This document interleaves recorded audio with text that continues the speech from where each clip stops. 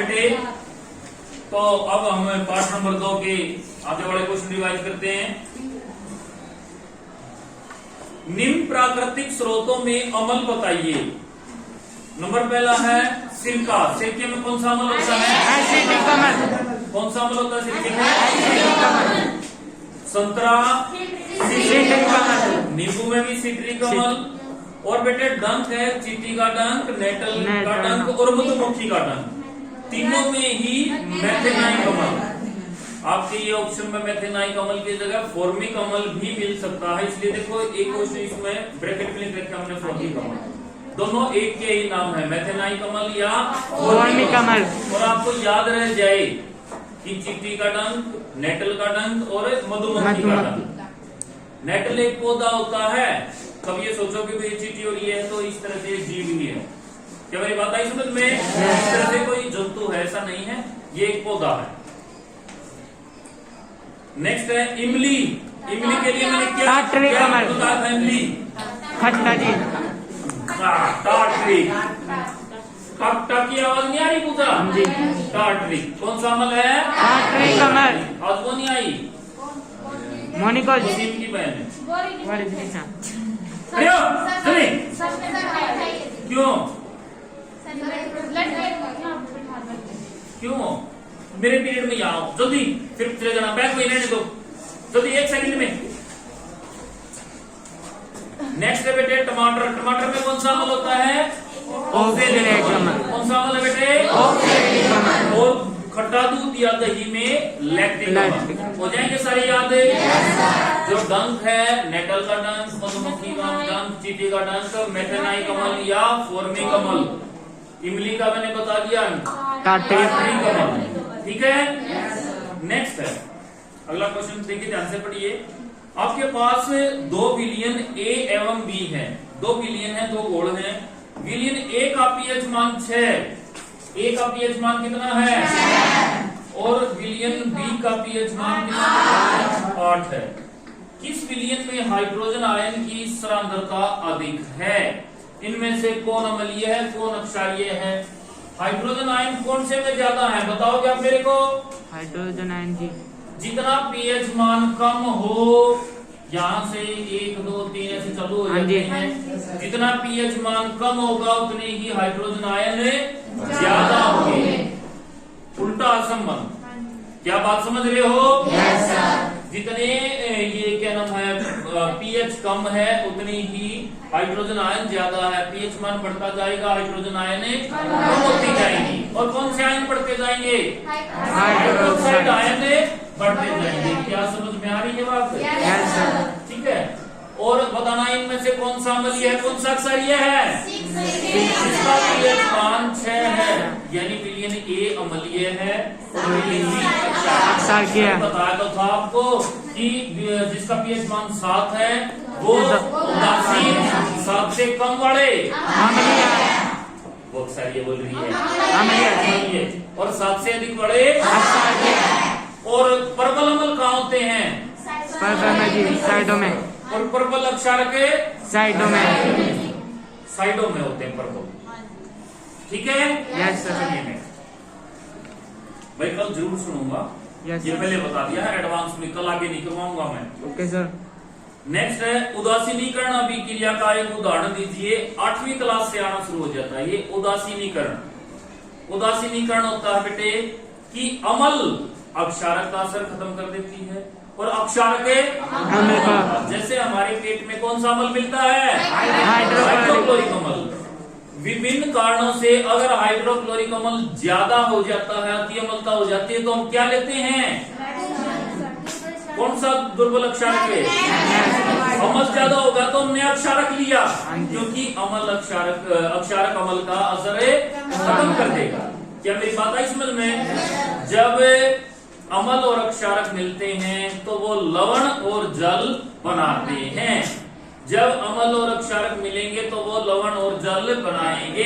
इस अभिक्रिया को उदासीनीकरण अभिक्रिया कहते हैं। क्या मेरी बात आ रही है समझ में? देखिए इसका बिल्कुल सिंपल सा उदाहरण है। पहले इसकी परिभाषा है वह अभिक्रिया जिसमें अम्ल और अक्षारक मिलकर लवण और जल बनाते हैं। लिखेंगे अम्ल जमा अक्षारक क्या बताया मैंने, अम्ल और क्षारक मिलके क्या बना देंगे, लवण और जल। अम्ल हाइड्रोक्लोरिक अम्ल बिल्कुल सिंपल बता रहा हूँ, 8वीं क्लास वाली अभिक्रिया। जब आप क्षारक आपने इसमें लेना है NaOH, तो देखिए ये मिल जाएंगे NaCl, ये लवण बन गया, ये साल्ट बन गया। ये साधारण नमक का सूत्र है जो आप नमक अपने किचन में खाते हो, सब्जियों में फ्रूट में डालते हो, उसका सूत्र है ये NaCl। सबको पता होना चाहिए। सोडियम क्लोराइड साधारण नमक का सूत्र क्या होता है, और जल का सूत्र है कार्बन डाइऑक्साइड का CO2, और हाइड्रोक्लोरिक अम्ल का HCl, सल्फ्यूरिक अम्ल का सल्फ्यूरिक अम्ल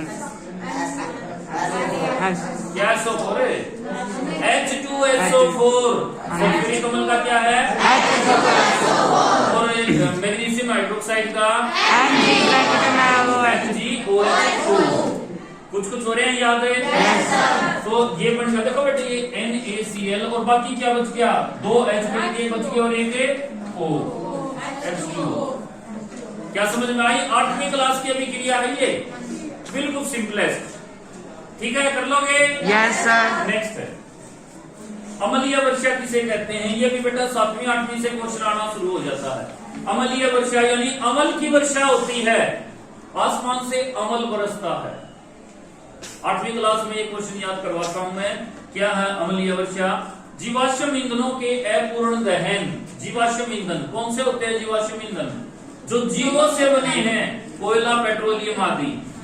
ठीक है, जीवाश्म ईंधनों का अपूर्ण दहन, जो दहन पूरा नहीं होता, और अधातुओं के परिष्करण।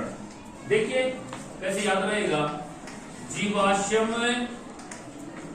ईंधनों का अपूर्ण दहन है आ गया इसमें, और दूसरा है अधातुओं का एक इसमें है, याद रह जाएगा आपको। जीवाश्म ईंधनों का अपूर्ण दहन और अधातुओं के परिष्करण। परिष्करण होता है बेटे अशुद्ध रूप से शुद्ध रूप में प्राप्त करना। जो अधातु हैं वो अर्थ क्रस्ट में, जो पृथ्वी की परत है उसमें अशुद्ध रूप में मिलते हैं, उसे शुद्ध रूप में प्राप्त करते हैं। तब क्या होता है उसके बारे में बता रहे हैं, दोबारा फिर बता रहा हूं। जीवाश्म ईंधनों का अपूर्ण दहन बिल्कुल सिंपल है, और अधातुओं के परिष्करण से सल्फर और नाइट्रोजन के ऑक्साइड, किस के ऑक्साइड, सल्फर और नाइट्रोजन के ऑक्साइड निकलते हैं। क्या पहली लाइन समझे हो? किस से, जीवाश्म ईंधनों का अपूर्ण दहन, पूरा दहन ना हो, जब दहन उनका जलना, ईंधनों को हम क्यों जलाते हैं, उनसे ऊष्मा प्राप्त करने के लिए, ऊर्जा प्राप्त करने के लिए।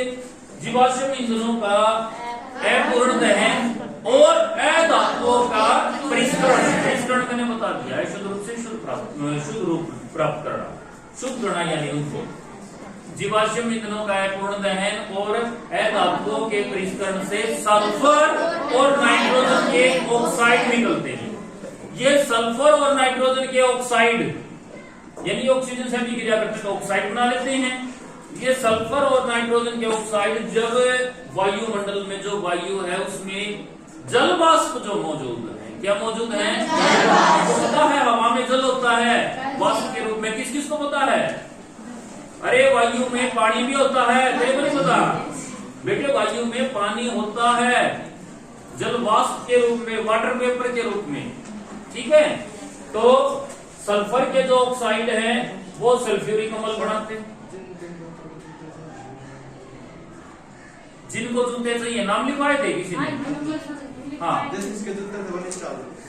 जाओ बेटे वो नीचे। सर आपने तो क्या करेगा?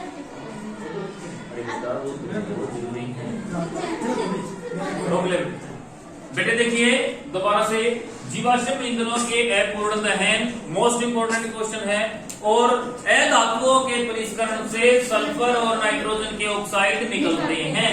सल्फर के ऑक्साइड जल वाष्प से मिलकर सल्फ्यूरिक अम्ल बनाते हैं। कौन सा अम्ल बनाते हैं? सल्फ्यूरिक अम्ल। सल्फर और नाइट्रोजन के ऑक्साइड जो वायु में जल वाष्प मौजूद है उनके साथ मिलकर नाइट्रोजन अम्ल बनाते हैं। ये अमल हवा में तैरते रहते हैं और जब सीजन की पहली बारिश आती है तो वे बारिश के पानी के साथ, बारिश की बूंदों के साथ पृथ्वी पर आते हैं। इसे अमलीय वर्षा या अमल वर्षा। अब आपको पता है अमल खतरनाक होते हैं, जला सकते हैं। ये सजीव और निर्जीव दोनों पे बुरा प्रभाव डालते हैं। अमलीय वर्षा के कारण ही 8वीं क्लास में आपने पढ़ा था, ताजमहल का केस अध्ययन पढ़ा था कि ताजमहल का जो पत्थर है वो पीला पड़ता जा रहा है, वो कमजोर भी होता जा रहा है। किसके कारण? अमलीय वर्षा के कारण। ठीक है। और जो सजीव है, जो ये अमलीय वर्षा जब नदियों में, नहरों में जाती है तो वहां का भी पीएच कम हो जाता है। पीएच कम होता है ना अमल का।